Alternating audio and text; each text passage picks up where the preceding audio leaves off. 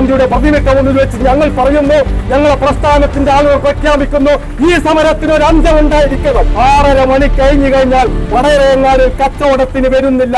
വടകരയിലെ ഗതാഗതക്കുരുക്കിന് പരിഹാരം കാണണമെന്നാവശ്യപ്പെട്ട് നാഷണൽ ജനതാദൾ പ്രതിഷേധം.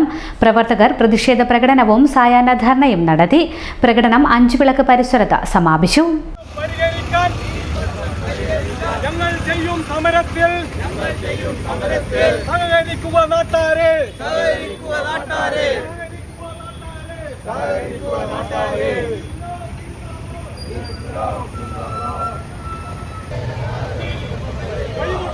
വൈമുട്ടുന്നു വടകരയാക്കുക.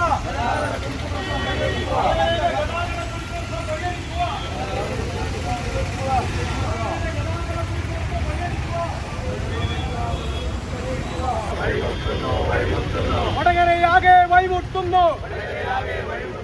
വടകരയാകെ വൈമുട്ടുന്നു. വടകരയിലെ ഗതാഗത കുരുക്ക് പ്രശ്നം പരിഹരിക്കുക. അഞ്ചുവിളക്കിലെ ഗാന്ധി പ്രതിമയ്ക്ക് മുന്നിൽ പ്രവർത്തകർ കുത്തിയിരുന്ന് പ്രതിഷേധിച്ചു. വിഷയത്തിൽ പരിഹാരമായില്ലെങ്കിൽ സമരത്തിന്റെ രീതി മാറുമെന്ന് പ്രവർത്തകർ മുന്നറിയിപ്പ് നൽകി. ശ്രീനിവാസൻ ചുരങ്കര സ്വാഗതം പറഞ്ഞു. മണ്ഡലം കൺവീനർ ഫിറോസ് വടകര അധ്യക്ഷനായി. State general secretary Rajan Kulangara ഉദ്ഘാടനം ചെയ്തു. വടകരയും പരിസര പ്രദേശങ്ങളും മാസങ്ങളായി ജനങ്ങൾ വളരെയധികം ഒരു ഗതാഗത കുരുക്ക് പ്രശ്നം അനുഭവിച്ചുകൊണ്ടിരിക്കുകയാണ്. ഇത് ഇന്നും ഇന്നലെയും ആരംഭിച്ചതല്ല. മാസങ്ങളായി ഈ ഗതാഗത കുരുക്ക് ആരംഭിച്ചിരിക്കുകയാണ്. പല പ്രസ്ഥാനങ്ങളും ഇതിനെതിരെ പ്രതികരിച്ചത് പത്രങ്ങളിൽ ഒരു പത്ര കട്ടിങ് കൊടുത്തു മാത്രമാണ്. ഞങ്ങൾ ചെയ്യുന്നത് ഒരു പത്രത്തിൽ ഒരു ന്യൂസ് കൊടുത്തുകൊണ്ട് ഈ പ്രശ്നം പരിഹരിക്കാൻ വേണ്ടി പറയുന്നതല്ല. ഈ പ്രശ്നത്തിന്റെ പ്രായോഗികമായ വശങ്ങൾ പരിശോധിക്കുകയും അതിനുവേണ്ട എല്ലാ പ്രവർത്തനങ്ങളും നാഷണൽ ജനതാദളുള്ള പ്രസ്ഥാനം ഇവിടെ ആരംഭിച്ചിട്ടുണ്ട്. ഇപ്പോൾ മാത്രമല്ല, മാസങ്ങൾക്ക് മുമ്പ് ഞങ്ങൾ ഇവിടെ പ്രവർത്തനം ആരംഭിച്ചു കഴിഞ്ഞു. ഞങ്ങൾ ഒപ്പിടി സൈൻ ചെയ്യിക്കാൻ വേണ്ടി കടകൾ കയറി ഇറങ്ങുമ്പോൾ എല്ലാ കടക്കാരും ഞങ്ങളോട് ഏകസ്വരത്തിൽ പറഞ്ഞൊരു വാക്കുണ്ട്.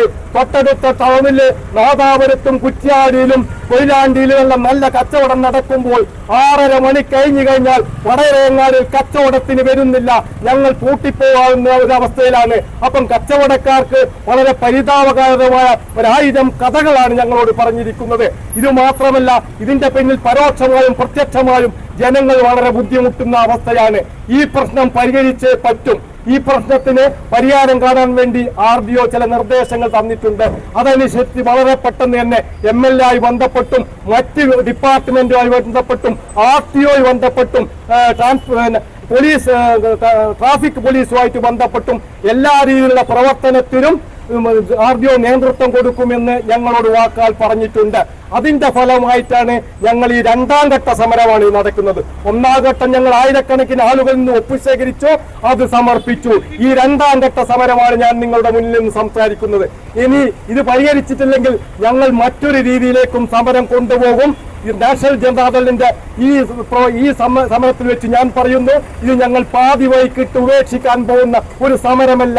ഈ മഹാത്മാഗാന്ധിയുടെ പ്രതിമയ്ക്ക് മുന്നിൽ വെച്ച് ഞങ്ങൾ പറയുന്നു, ഞങ്ങളെ പ്രസ്ഥാനത്തിന്റെ ആളുകൾ പ്രഖ്യാപിക്കുന്നു, ഈ സമരത്തിന് ഒരു അന്ത്യം ഉണ്ടായിരിക്കണം. വടകരക്കാരുടെ പ്രശ്നം പരിഹരിക്കണമെന്ന് മഹാത്മാഗാന്ധിയെ പ്രതിമയ്ക്ക് മുന്നിൽ നിന്ന് ഞങ്ങൾ പ്രതിജ്ഞ ചെയ്യുന്നു.